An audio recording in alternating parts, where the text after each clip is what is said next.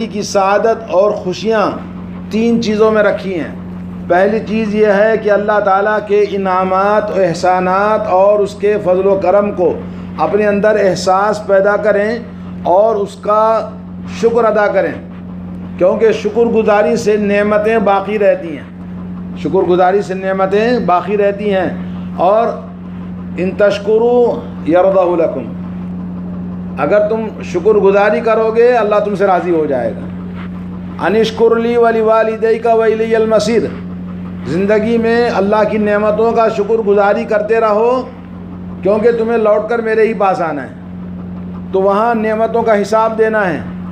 اور اسی طرح سے اللہ تعالیٰ نے فرمایا حضرت لقمان علیہ السلام کو، کیا فرمایا؟ وَلَقَدْ وَصَّيْنَا الَّذِينَ وَلَقَدْ آتَيْنَا لُقْمَانَ الْحِكْمَةَ أَنِ اشْكُرْ لِلَّهِ وَمَن يَشْكُرْ فَإِنَّمَا يَشْكُرُ لِنَفْسِهِ۔ شکر گزاری کی بہت ساری آیتیں قرآن کے اندر موجود ہیں۔ اللہ نے فرمایا لقمان علیہ السلام کو ہم نے حکمت عطا فرمائی، اور اس کے بعد کہا شکر کرو، شکر گزاری کرتے ہیں تو کسی پر احسان نہیں ہے، اپنے ہی اوپر جو اللہ کے انعامات و احسانات ہیں اس کا بدلہ شکر گزاری سے ہو سکتا ہے۔ اور شکر گزاری زبان سے دعویٰ کرنے کا نام نہیں ہے، بلکہ نبی علیہ الصلوۃ والسلام اتنی عبادت کرتے تھے، پوری زندگی کے اندر آپ دیکھیں گے محنت ہو رہی ہے، دعوت ہو رہی ہے، جہاد ہو رہا ہے، بہت سارے کام ہوتے ہیں، اس کے ساتھ ساتھ میں آپ کی عبادت اتنی زیادہ ہے جو آپ سے زیادہ عبادت کرنے والا کوئی نہیں ہے۔ رات بھر عبادت میں پیروں میں سوجن آ رہی ہے، بولے یا رسول اللہ اپنے اوپر تو تھوڑا رحم کیجئے، تو کیا فرمایا آپ نے؟ فرمایا افلا اکون عبدا شکورا، کیا میں اللہ تعالیٰ کا شکر گزار بندہ نہ بنوں؟ اللہ کی نعمتیں اتنی زیادہ ہیں، تو شکر گزاری عبادت سے ہوتی ہے، شکر گزاری کتاب و سنت پر عمل کرنے سے ہوتی ہے، شکر گزاری اللہ رب العالمین کی بارگاہ میں آدمی ہمیشہ اللہ کو راضی کرنے والے کام کرنے کی کوشش کرتا رہے۔ اور دوسری چیز ہے زندگی کی سعادت کی، آدمی کو جو بھی تکلیف ہے، جیسے آج کل کرونا ہے، جس کرونا نے پوری دنیا کو لاک ڈاؤن کیا ہوا ہے، بہت سارے نقصانات جان کے، مال کے، چیزوں کے، تجارت کے، اقتصاد کے، اکنامک، بہت ساری چیزیں متاثر ہوئی ہیں۔ ایسے وقت میں کیا کرنا ہے؟ اس میں بھی اللہ نے کوئی خیر رکھا ہے، صبر کرنا ہے۔ انما یوفی الصابرون اجرہم بغیر حساب، گلا شکوہ نہیں کرنا ہے۔ صبر کا معنی یہی ہے کہ جو بندہ جو بھی ہماری زندگی میں لاحق ہوتے ہیں مصیبتیں، تکلیفیں، آزمائشیں، اس پر آدمی شکوہ نہ کرے، اس کو کہتے ہیں صبر۔ تو صبر زندگی کا، حضرت عمر کہتے ہیں کہ زندگی میں سب سے زیادہ کشادہ چیز اللہ کی طرف سے ہمیں صبر سے زیادہ کوئی چیز نہیں ملی ہے۔ تو صبر، یا ایھا الذین آمنوا استعینوا بالصبر والصلاۃ، صبر سے زندگی میں مدد حاصل کرنا۔ الصبر ضیاء، اللہ تعالیٰ، اللہ کے نبی صلی اللہ علیہ وسلم نے فرمایا کہ صبر کیا ہے؟ روشنی ہے زندگی میں۔ تو آدمی کے اندر صبر ہونا چاہیے۔ صبر کا معنی یہ ہے کہ جو بھی ہمیں نقصان، تکلیف یا یہ کہ آزمائش اور ابتلا جو بھی آتی ہے تو اس پر کیا کرنا ہے؟ صبر کرنا ہے، شکوہ نہیں کرنا۔ شکوہ نہ کرنے کا نام صبر ہے، اللہ تعالیٰ کی طرف سے۔ اور تیسری چیز ہے زندگی کی سعادت، اللہ تعالیٰ ہم سب کو عطا فرمائے، وہ ہے کہ کثرت کے ساتھ اللہ تعالیٰ سے کیا کرنا ہے؟ استغفار کرنا ہے۔ استغفر اللہ، اللہ کے نبی صلی اللہ علیہ وسلم نے فرمایا میں اللہ تعالیٰ کا استغفار کرتا ہوں کتنی مرتبہ؟ ایک مجلس میں 70 سے 100 مرتبہ۔ آپ صلی اللہ علیہ وسلم استغفار سب سے زیادہ کثرت سے کرنے والے، اور حضرت عائشہ فرماتی ہیں کہ جس کے نام اعمال میں استغفار کثرت سے موجود ہے وہ کبھی رسوا نہیں ہوگا۔ تو کثرت سے استغفار، اٹھتے بیٹھتے چلتے پھرتے سب سے زیادہ کام آنے والی چیز۔ ہر نبی نے اپنی امت کو یہی کہا ان استغفروا ربکم، اپنے رب کی کیا کرو؟ استغفار کرو، اپنے رب کی بارگاہ میں کثرت سے استغفار کرو۔ انہ کان غفارا، کیونکہ وہ بہت زیادہ معاف کرنے والا ہے۔ بے شمار آیتیں انہ غفور الرحیم، غفور، غفار، بہت سارے صفات اللہ تعالیٰ کی مغفرت کے موجود ہیں۔ تو اللہ رب العالمین نے ہمیں کثرت سے اپنے گناہوں پر ندامت، شرمندگی اور اللہ سے استغفار، توبہ کرنا ہے۔ وتوبوا الیہ، اللہ کے نبی صلی اللہ علیہ وسلم، ہر نبی نے اپنی امت کو کہا کہ توبہ کرو اور استغفار کرو۔ تو دوستو، کامیابی کی یہی 3 بنیادی چیزیں ہیں۔ ایک ہے، پہلی چیز کیا بتائی؟ کہ ہم اللہ رب العالمین کی بارگاہ میں شکر گزاری کریں۔ نمبر 2، ہم اللہ رب العالمین کی بارگاہ میں جو بھی ہمیں ہوتا ہے صبر کے ساتھ اللہ تعالیٰ کی بارگاہ میں، اور اللہ کے نبی نے فرمایا مومن کی شان بڑی عجیب ہے، ان امر المؤمن عجیب، مومن کا معاملہ بڑا عجیب ہے کہ اذا اصابت السراء، جب خوشیاں اس کو ملتی ہیں شکر گزاری کرتا ہے، اور جب اس کو اذا اصابت الضراء، جب نقصان تکلیف پہنچتی ہے صبر، تو وہ صبر کرتا ہے۔ تو مومن کا یہ زندگی کا سب سے بڑا کامیابی کا جو اللہ نے کسی مومن کے علاوہ کسی کو نہیں دیا ہے۔ تو یہ دوستو ہمیں چاہیے کہ ہم زندگی کی سعادت اس طرح سے حاصل کریں، اور صبر، شکر، اس کے ساتھ میں استغفار، یہ تین چیزیں اللہ تعالی ہم سب کو توفیق عطا فرمائے۔ اس کے بعد آئیے، اللہ نے ہمیں پیدا کیا ہے کیا کرنے کے لیے؟ اللہ نے قرآن مجید کو نازل فرمایا، قرآن مجید کے ساتھ انبیاء علیہ الصلوۃ والسلام کو دنیا میں ایک بعد دیگر جن کے واقعات قرآن کے اندر موجود ہیں، جن کا مقصد کیا ہے؟ بندوں کو اللہ کی توحید کی دعوت دینا۔ وما خلقت الجن والانس الا لیعبدون، میں نے انسان اور جنوں کو اپنی ہی عبادت کے لیے پیدا کیا ہے۔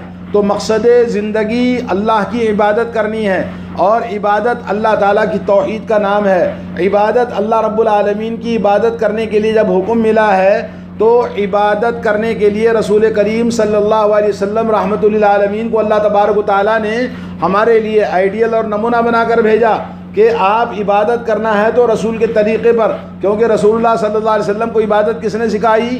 اللہ عز و جل نے، اور جبریل علیہ الصلوۃ والسلام نے آپ کو عبادت کا طریقہ بتایا، آپ نے عبادت کی اپنے رب کی۔ تو کوئی بھی انسان عبادت کرنا چاہتا ہے اللہ کی تو لازماً نبی علیہ الصلوۃ والسلام کے سنت کے مطابق نقش قدم پر عبادت کرے، وہی عبادت قبول ہوتی ہے۔ تو توحید یہی ہے کہ اللہ عز و جل اکیلے وہی عبادت کے مستحق ہیں، اس عقیدے کے ساتھ میں اللہ کی عبادت کی جائے، اور رسول صلی اللہ علیہ وسلم کا طریقہ ہونا چاہیے، اور اسی کا نام توحید ہے، اسی کا نام عقیدہ ایمان ہے، اسی کا نام عبادت ہے۔ اور عبادت سنت کے بغیر، آج جو ہماری عبادتیں ہیں اپنے اپنے مذہب، اپنے اپنے جماعت، اپنے اپنے مسلک، اپنے مولوی، اپنے مذہب، اپنے ملک سے جو لائے اس طریقے پر عبادت کرتے ہیں۔ آپ رسول اللہ صلی اللہ علیہ وسلم کے ملک میں آئے ہیں تو رسول اللہ صلی اللہ علیہ وسلم کا جو ملک ہے قرآن و سنت والا، تو قرآن و سنت کے مطابق اپنی عبادتوں کو بدلیے، کیونکہ رسول اللہ صلی اللہ علیہ وسلم کی سنت کے مطابق جو عبادت نہیں ہوگی وہ اللہ کے پاس قبول نہیں کی جائے گی۔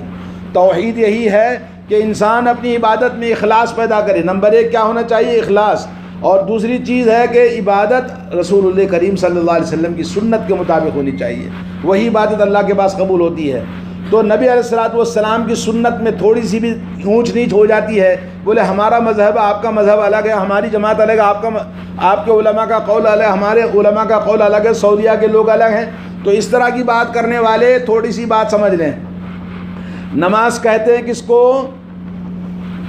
باوضو ہو، طہارت کے ساتھ ہو، لباس اور جسم اور جگہ پاک ہونا چاہیے، اور اس کے بعد آپ نماز پڑھیں، اس کو صلاۃ کہتے ہیں، نماز کہتے ہیں۔ مگر عبادت میں، صلاۃ میں وضو ٹوٹ گیا، لباس بھی پاک ہے آپ کا، جسم بھی پاک ہے، جگہ بھی پاک ہے، مگر وضو ٹوٹ گیا تو نماز ہو جائے گی؟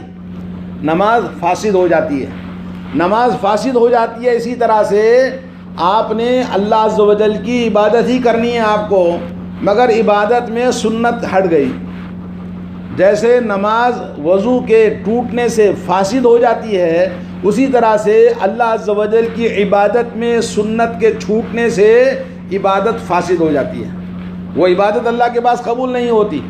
تو اللہ عز و جل نے دنیا کے اندر ہمارے لیے اللہ عز و جل کا جو کلمہ پڑھا ہے، لا الہ الا اللہ، اللہ وحدہ لا شریک کے علاوہ اس کائنات میں کوئی بھی عبادت کا مستحق نہیں ہے، مگر اس توحید کو محمد الرسول اللہ سے جوڑ دیا کہ محمد الرسول اللہ صلی اللہ علیہ وسلم نے جو ہمیں بتایا اس کی تصدیق کرنا ہے، اور آپ کے حکم کے مطابق عبادت بجا لانی ہے۔ آپ نے جس کو کرنے کا حکم دیا اس کو پورا کرنا ہے، اور نبی نے جس سے منع کیا اس سے باز آنا ہے۔ سورہ حشر آیت نمبر 7 میں اللہ نے فرمایا وَمَا آتَاكُمُ الرَّسُولُ فَخُذُوهُ وَمَا نَهَاكُمْ عَنْهُ فَانْتَهُوا، رسول صلی اللہ علیہ وسلم جو عطا کریں اس کو لے لو، اور رسول کریم صلی اللہ علیہ وسلم نے جو چیز منع فرمائی ہے اس سے باز آ جاؤ۔ تو دوستو، ہمیں زندگی کے اندر اپنی عبادتوں کو درست نہیں کریں گے، توحید درست نہیں ہوگی۔ توحید کا معنی یہی ہے کہ انسان اپنی عبادت کو، اپنے عقیدے کو اور اپنے زندگی کے معاملات کو رسول کریم صلی اللہ علیہ وسلم کے نقش قدم پر چلائے۔ اللہ کے نبی نے فرمایا کل امتی يدخلون الجنت الا من ابا، میری ساری امت کا ہر آدمی جنت میں ضرور جائے گا سوائے اس کے جو انکار کرتا ہے۔ قالوا من ابا، کہا کون انکار کرتا ہے یا نبی اللہ جنت میں جانے سے؟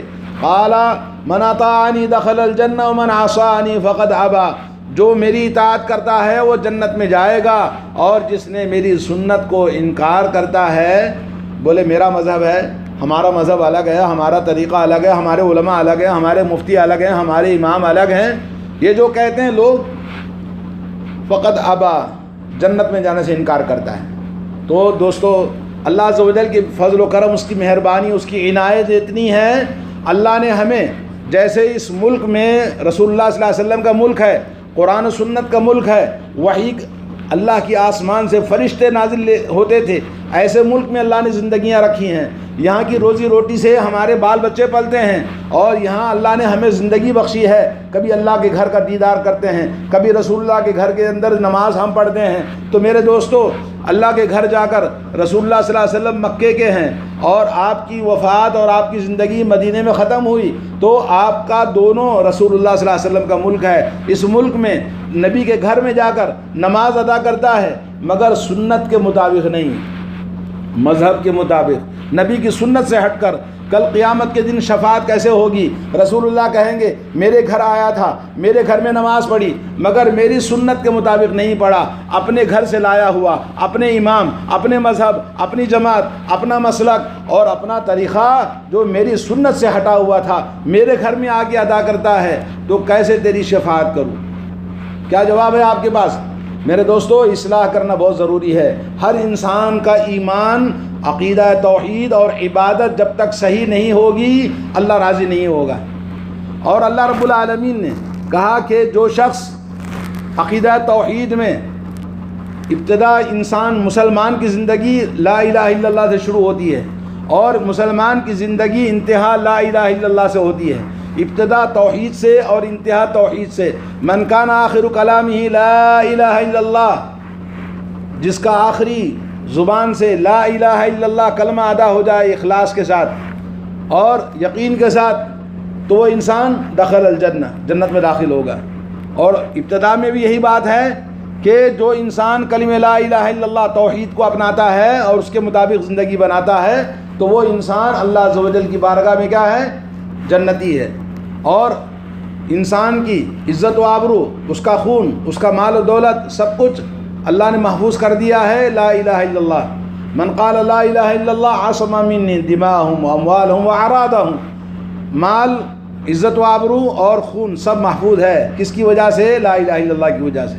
اور اس کا ایک چھوٹا سا نمونہ سعودی عرب کے اندر ہم دیکھتے ہیں، جو امن و امان ہے، جہاں عزت و آبرو محفوظ ہے، انسانوں کی جان محفوظ ہے، مال محفوظ ہے، توحید کی برکت سے، نبی کی سنتوں کی اتباع کی برکت سے۔ نبی علیہ الصلوۃ والسلام کی سنتوں کو ہر جگہ آپ دیکھیں گے، یہاں پر کوئی درگاہ نہیں ہے، کوئی فاتحہ نہیں ہے، کوئی بابا نہیں ہے، کوئی انگوٹھی، موٹی موٹی انگوٹیاں پہننے والا، موٹی موٹی مونچھیں والا، بڑی بڑی داڑھیوں والا، سر پہ پکڑی بن کر، ہاتھ میں لٹھی لے کر، لاٹھی لے کر، بڑے جیسے ہمارے نخرے باز ہوتے ہیں بہت سارے، بڑے لگتا ہے کہ آسمان سے کوئی فرشتہ نازل ہوا ہے۔ یہ سب چور ہیں، ڈاکو ہیں، اور یہ کذاب ہیں، دجال ہیں، جو دین کے نام سے لوگوں کو لوٹتے ہیں۔ لا حول ولا قوت الا باللہ، کوئی بابا نہیں ہے، کوئی پیر نہیں، کوئی پگاڑا نہیں ہے، کوئی یہاں پر کوئی دربار نہیں ہے۔ میرے دوستو، یہاں پر صرف لا الہ الا اللہ محمد رسول اللہ ہے۔ تو آدمی اپنی زندگی کو ہر طرح کے شرک سے محفوظ رکھے، خرافات اور بدعات سے دور رکھے، اور بدعتیں انسان کو، چھوٹی چھوٹی بدعتیں شرک تک لے جاتی ہیں۔ جیسا کہ ابھی ربیع الاول کے مہینہ گزر رہا ہے، جس میں ابھی کچھ دن پہلے ہمارے یہاں جیسے لوگوں نے بتایا کہ نبی کی محبت، جی مینارہ بنانا، گنبد بنانا، ناچنا گانا، ڈانس کرنا، باجے بجانا، تاشے لگانا، یہ نبی کی محبت ہے؟ لا حول ولا قوت الا باللہ۔ آج کل سوشل میڈیا میں بہت ساری اس طرح کی کلپ آپ نے دیکھے ہیں۔ تو یہ تمام چیزیں ایکٹنگ ایکٹنگ کا نام دین نہیں ہے، اخلاص کا نام ہے۔ لیس الایمان بالتمنی ولا بالتحلی انما الایمان ما وقر فی القلب وصدقہ العمل۔ اللہ کے نبی صلی اللہ علیہ وسلم کا جو دین ہے وہ خواہشات کا نام نہیں ہے، اور یہ دین خوش پوشاکی کا نام نہیں ہے، بلکہ دین اعضائے جسم سے اخلاص کے ساتھ پوری طرح عمل کرنے کا نام دین ہے۔ تو میرے بھائی آج ہمیں اس بات کی فکر کرنی ہے، قوا انفسکم واہلیکم نارا وقودها الناس والحجارہ علیہا ملائکۃ غلاظ شداد لا یعصون اللہ ما امرہم ویفعلون ما یؤمرون۔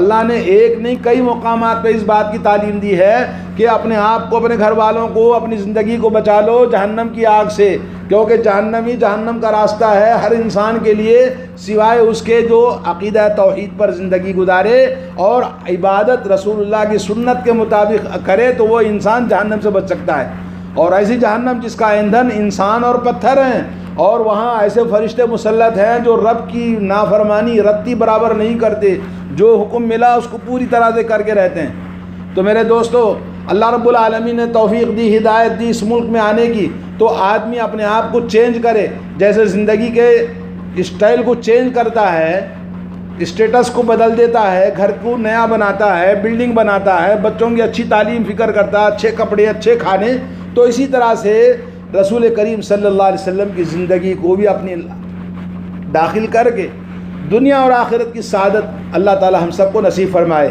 اللہ تعالیٰ سے